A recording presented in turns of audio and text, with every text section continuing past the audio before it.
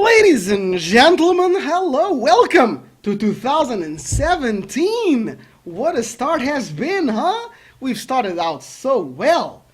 Well, not me. Every day has actually been a huge disappointment. Not everything on the days have been disappointing, but yeah, most of my everyday goals are kind of failing. And I keep just not recovering my sleep. I lost sleep on the 31st, no, 30th. I lost some sleep back there on the 30th of 2016, and I haven't recovered. I've been just 5 hours on top of 5 hours on top of 5 hours on top of 5 hours, and the more I do that to try and recover on my schedules, the worse it gets. I think I'm just gonna give up on the weekend. I don't know, but no rape epidemic anywhere in Germany this year. That's amazing, you know. I mean, there was an epidemic of stop and frisk and profiling that could be considered, you know, politically incorrect, but at least people could go out, get drunk, you know, get smashed, and not have a very violent experience with culture clash. Yeah, pretty good start. I would say pretty good start to the year. I'm here to talk about my flight experience, because I went flying. I went to Portugal to spend the holidays, and then I came back to Germany, and on that plane, something amazing happened. So throughout most of it all, I just watched a movie called Nice Guys. Pretty fun. I could recommend it. It's pretty nifty movie, pretty funny, pretty entertaining. Anyway, finished watching the movie, and I started reading some comic books on my tablet, and while listening to music. Wait, no. I was watching like a recorded stream or something. So I was watching that, you know, with my phones, and I was listening, and suddenly I noticed that the entire mood of the plane has changed. Not only is the plane trembling a lot, people are talking a lot more. So what happened was like 15 minutes from like, okay, we're going to start descending, we're going to start our descent, please be seated, and seatbelts, we're going to, you know, the usual stuff. But this time the plane just started with a huge amount of turbulence, and it lasted all the way to the ground, you know, because it was just a massive column of wind apparently over the city, or at least the airport. And it was funny seeing everyone just slowly, regularly, you know, trying to compensate for the fear. Because most of the trip was pretty silent, but then suddenly everybody is talking. Haha, yeah, so you're from there, that's really interesting, you know. It's funny how we haven't talked for the whole trip, and we're only talking now for apparently no reason.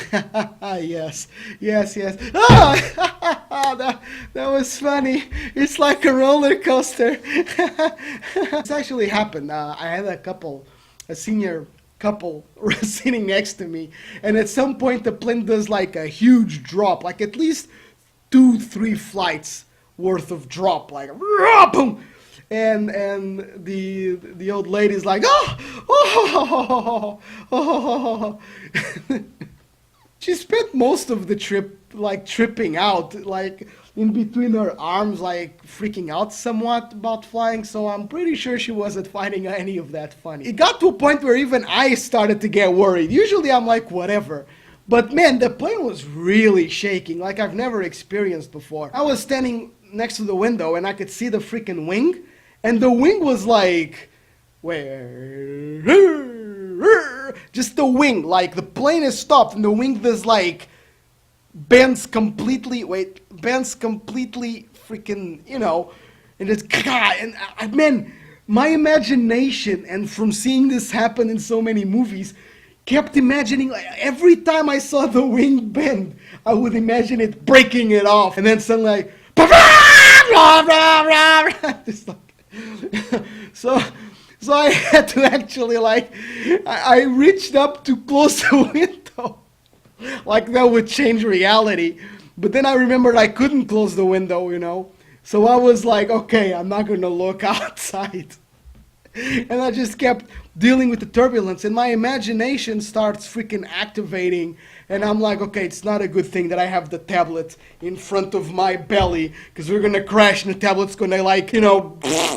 So I stopped watching my stream. I put it in the freaking backpack, and then I thought, wait, the backpack is all the way standing in front of my legs, because I like grabbing onto it so that the landing doesn't push it forward under the seat. But I was like, I'm gonna risk it. So I put it under the seat. Okay, I'm completely free in case the landing is rough. Nothing is gonna, like, just crush my ribs or something.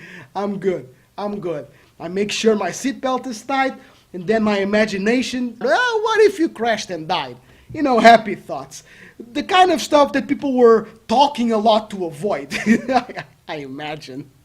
It really is funny when I noticed how people were like, just this noise just gradually rose until everyone was just talking to someone, just help me distract myself from what is happening.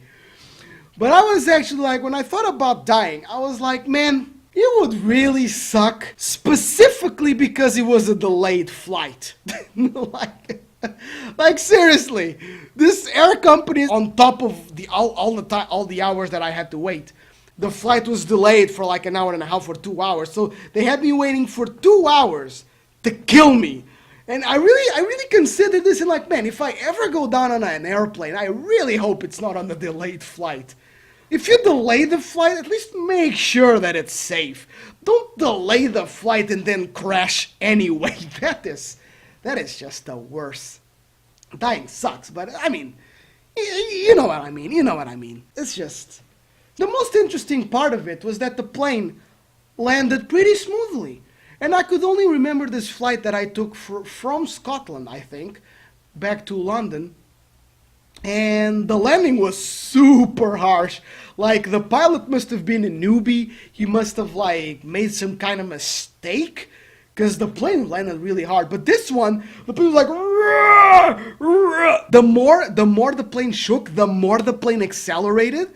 So I experienced the longest acceleration ever of an airplane, because he landed really fast. Like, fast horizontally, not vertically. That's the point. Like, he landed really well, which also made me think about, you know, like, we never know anything about the pilots. As far as I know, 500 other pilots would have crashed the plane over whatever it was that was happening, because we never know. You know, you only find out what happened if the thing goes wrong. If the thing goes okay, it's like, a little bit turbulence.